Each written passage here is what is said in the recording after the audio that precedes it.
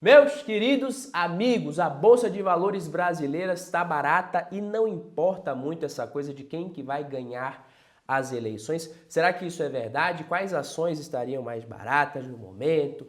Quais ações já não estão mais tão baratas assim? Vale a pena entrar, não vale a pena? Por que eu estou falando isso? Tudo isso a gente vai ver nesse vídeo aqui. Por que eu considero que esse momento é positivo para a Bolsa de Valores brasileira? Vamos ver tudo isso. Badu Vieira aqui para mais um vídeo do Valor em Ação. Se é a sua primeira vez por aqui, já se inscreve aqui no canal. Se você já é de casa, deixa o like que o vídeo de hoje está muito bom. A gente vai ver algumas empresas, vamos falar um pouco sobre o cenário econômico também. Mas o que eu estou querendo dizer com isso, né? Por que eu acho que a Bolsa de Valores brasileira está barata, independente de qualquer coisa relacionada a cenário político, eleições, como muita gente tem se preocupado recentemente, e eu estou prestando atenção, mas em outros fatores que em ano de eleição parece que a galera esquece de que é o que realmente importa quando a gente está falando de crescimento de economia brasileira. Na minha opinião, a Bolsa de Valores brasileira está barata por dois motivos. Antes de falar das ações aqui, lembrando que isso aqui não é recomendação de investimento, não é uma recomendação de compra nem de venda de nenhum ativo, mas os dois motivos são múltiplos descontados. Se você pegar os múltiplos, estão descontados em relação ao histórico, mesmo você tirando as empresas exportadoras de commodities, que estão gerando muito caixa, Petrobras, Vale, vamos falar delas aqui também, e a nossa dependência das commodities é uma coisa que pode pesar positivamente nesse cenário que a gente está vivendo atualmente, mas eu vou explicar por quê. Isso não significa que se as empresas de commodities, as empresas exportadoras de commodities brasileiras se beneficiarem, que é só quem investir nesse tipo de empresa que vai se dar bem, que vai ganhar dinheiro, que são só essas ações que vão performar bem. Tem nada a ver uma coisa com a outra, mas a gente precisa saber que o Brasil cresce quando as commodities estão indo bem, o preço das commodities está subindo. O Brasil é um dos maiores exportadores de commodities do mundo. Se a gente pegar soja, o Brasil é responsável por 50% da exportação mundial, se eu não me engano. O país é rico em recursos naturais, tem um território muito grande, consegue uma produção agrícola também muito alta. Então o Brasil, como muita gente fala, né, alimenta o mundo, e quando o alimento do mundo está caro, o Brasil se dá bem. O Brasil nada de braçada, como diria o poeta. Isso é um problema às vezes, é um problema, inclusive um fator estrutural que eu não considero positivo, mas quando as commodities estão indo bem, o Brasil ele consegue se beneficiar positivamente, e isso é independente de quem está no governo, tá? Porque historicamente é isso que a gente vê. Quando as commodities vão bem, a economia brasileira cresce, e a gente está vendo agora a economia crescendo além do esperado, mesmo com os reflexos ainda da pandemia e tudo que está acontecendo, esse cenário de inflação global, que também é um fator importante, a gente precisa ver. Mas como a gente está falando de commodities, o produtor de commodities, no caso aqui falando de Brasil, ele não consegue interferir diretamente no preço. O preço depende de muita coisa, como clima, fatores climáticos interferem no preço. A gente tem os ciclos econômicos também. A própria guerra entre Ucrânia e Rússia que está acontecendo, isso está impactando a oferta e demanda de commodities. A Rússia já falou hoje que vai fechar a torneirinha de gás ali para a Europa, enquanto as sanções não forem retiradas. Então a gente está vivendo uma guerra entre esses dois países e uma guerra econômica, meio que comercial. Além disso, o nível de investimento que é feito nesses setores e nesses segmentos também impacta a questão da oferta e demanda. Quando a gente teve a pandemia, muita gente deixou de investir nesses setores de petróleo, exploração de minério, gás natural, e com a demanda aumentando, a oferta reduzida, o preço explode. Quando as commodities estão caras, o Brasil consegue gerar mais receita com as exportações, arrecada mais impostos também, por isso que o governo também consegue se beneficiar, inclusive fazer política pública ali, tem mais flexibilidade para isso, quando o país está ganhando muito dinheiro com commodities, está gerando muita receita, o que por si só isso aí já faz o PIB crescer. A gente está falando de PIB nominal, não estamos levando em consideração a inflação ainda, o que seria o PIB real, que é o que realmente importa, né? Mas com mais receita e mais arrecadação sobra mais dinheiro, tanto que outros governos brasileiros já tentaram segurar artificialmente ali o preço da moeda para conseguir beneficiar o país no lado das exportações. Isso não funcionou muito bem aqui no Brasil.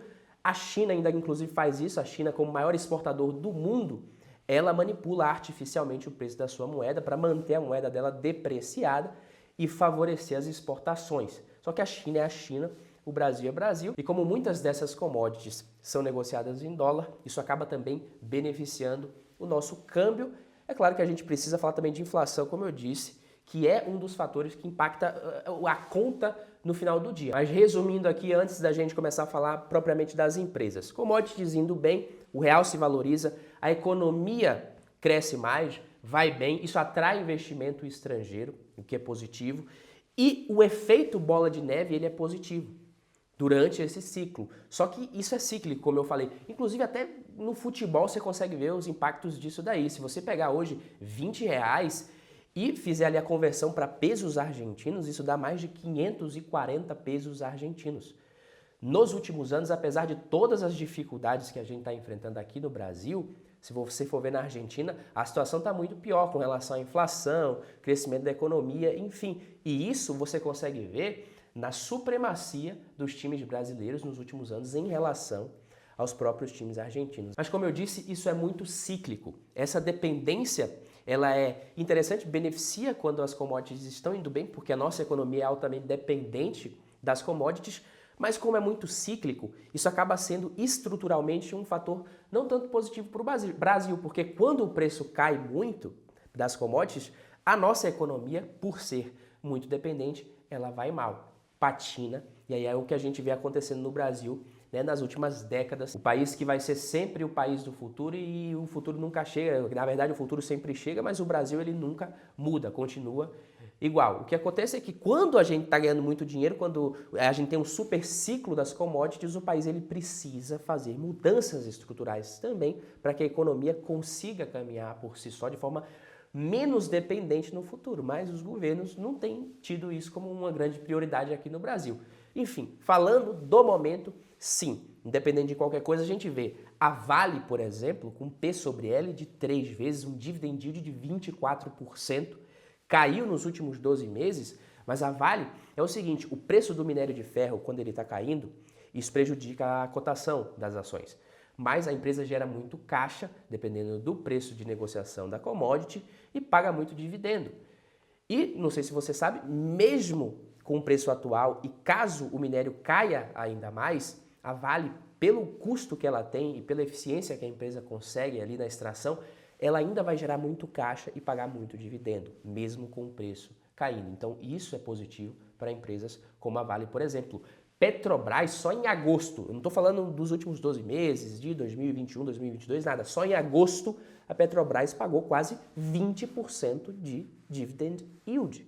Isso é absurdo, mais de 50% nos últimos 12 meses. Um P sobre L de 2,68, um dividend yield de 50%, como eu falei, mas o cenário político, o risco político ainda, né, impacta bastante o desempenho das ações, por isso que ela é negociada com múltiplos abaixo dos players internacionais do mesmo setor. Mas você vê, a Rússia agora fechando a torneirinha ali, o preço do gás vai subir, a energia na Europa não é a mesma coisa que aqui no Brasil, você pode ter uma inflação global, tudo isso você tem que levar em consideração, porque inclusive os juros aqui no país podem demorar um pouquinho mais para cair do que o esperado, e isso prejudica, de certa forma, né, a Bolsa como um todo. Quanto mais rápido esses juros caírem, mais positivo é para as ações. Então tá barato, mas não dá para saber quando que realmente a Bolsa vai andar de vez. Nos últimos 12 meses, essas empresas mais ligadas ao setor de commodities se beneficiaram muito. Petrobras subiu mais de 100%, PetroRio, nos últimos 12 meses, mais de 59%, além de todo o crescimento que a empresa está entregando. Então, enfim, esse setor está se beneficiando muito e enquanto a gente vê as commodities em alta, vai continuar se beneficiando, mas outras empresas também podem se beneficiar. O mercado e os bancos de investimento já estão prevendo mais IPOs em 2023. Então, em 2021, 2020, 2021, 2022, por conta da crise, a gente teve que meio que uma seca de IPOs. Para a empresa, é melhor fazer isso quando a bolsa está em alta. Então, o mercado ele já começa a prever mais IPOs para 2023 e isso é positivo. Quem tem commodity é rei, como eu falei, mas outras empresas podem se beneficiar também como consequência. A própria Sanepar, hoje é uma empresa de saneamento, tem nada a ver uma coisa com a outra, mas está muito descontada, tem o risco eleitoral, então depois das eleições no ano que vem, dependendo dos reajustes que acontecerem nas tarifas ali, pode ser que a ação ela suba bastante, porque ela está muito descontada. Eu comparo ali com o Banco do Brasil, é claro, né, comparando com o Banco do Brasil só com relação ao preço em relação ao valor patrimonial, alguns meses atrás, quando eu dizia que tinha pouco gap para cair mais e muito espaço para subir. Mas não estou querendo comparar Sanepar com o Banco do Brasil, pelo amor de Deus, setores diferentes, empresas diferentes. Beleza?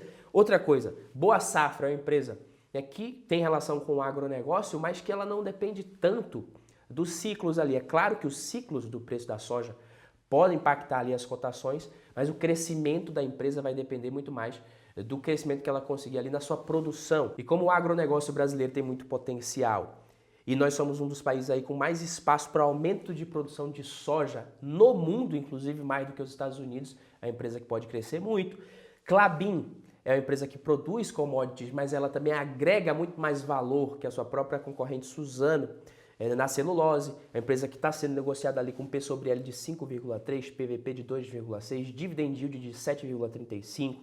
Empresas de construção civil como Exetec, Trisul também tendem a se beneficiar quando os juros começarem a cair. Alliance Sonai é uma empresa também que está barata na minha opinião. Se você pegar as empresas de propriedades, que são empresas que, diferente dos fundos imobiliários, que não podem se alavancar tanto, apesar de muitos fundos já estarem se alavancando consideravelmente, mas nunca vai se comparar ao que uma empresa pode fazer, essas empresas de propriedade, como a Log Commercial Properties, elas também tendem a se beneficiar com a queda dos juros.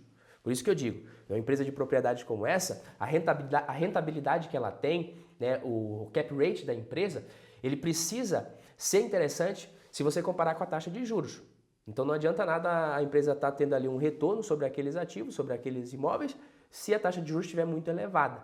Então o que acontece? Quando a taxa de juros cai, essas empresas de propriedades, elas tendem a se beneficiar também. Log 3, Log Commercial Properties também, que se prejudicou muito com a alta dos juros, hoje, por exemplo, negociando com um PVP de 0,78 vezes. O próprio Banco do Brasil, que está pagando dividendo pra caramba, que tem uma carteira de crédito que está crescendo, que também tem uma concentração muito boa no agronegócio, então a expansão do agronegócio pode beneficiar o crescimento da carteira de crédito do banco nos próximos anos. É claro que, como eu disse mais uma vez, é cíclico, então tem muito produtor ali que se alavanca quando o preço das commodities está alto e com o aumento dessa produção, o ciclo ele tende a se repetir. Mais oferta desses produtos no futuro, o preço cai. Mas independente de qualquer coisa, a mensagem que eu queria passar aqui no vídeo hoje para vocês é o seguinte: commodities indo bem, em alta, o Brasil tende a se beneficiar independente do presidente que a gente vê, independente do que acontecer nas eleições. Claro que isso aqui é a minha opinião e também não é uma recomendação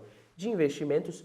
Os múltiplos das empresas abaixo da média histórica, Bolsa de Valores brasileira nesse cenário, com esse cenário perdurando, isso pode atrair mais capital estrangeiro.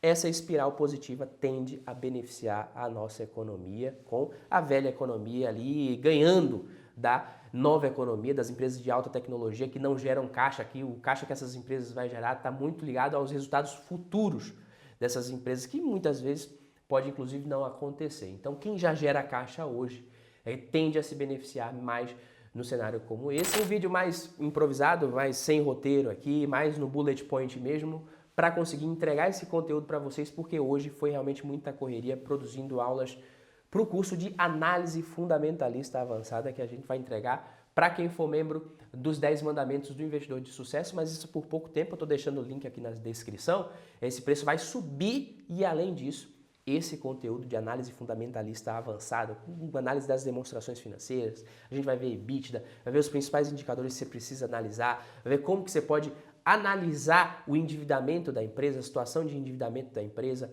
analisar o passado e o presente para saber o que é que você pode esperar para o futuro, introdução a projeções de fluxo de caixa descontado, tudo relacionado à análise fundamentalista eu vou entregar, por enquanto, por um preço absurdamente ridículo. O link está aqui embaixo, depois isso vai virar um curso à parte mais caro. Inclusive, o preço já era para ter subido hoje, mas o responsável pela página de vendas está de férias, não conseguiu, está voltando. Eu estou falando sério, não estou mentindo. Quando ele chegar, a gente vai subir esse preço, mas por enquanto eu fiquei de mãos atadas. Falei na última live que a gente teve na semana passada que o preço já estava subindo essa semana, mas não consegui. Mas com certeza semana que vem o preço já não vai ser mais esse. Valeu, um abraço, até o próximo vídeo, tamo junto.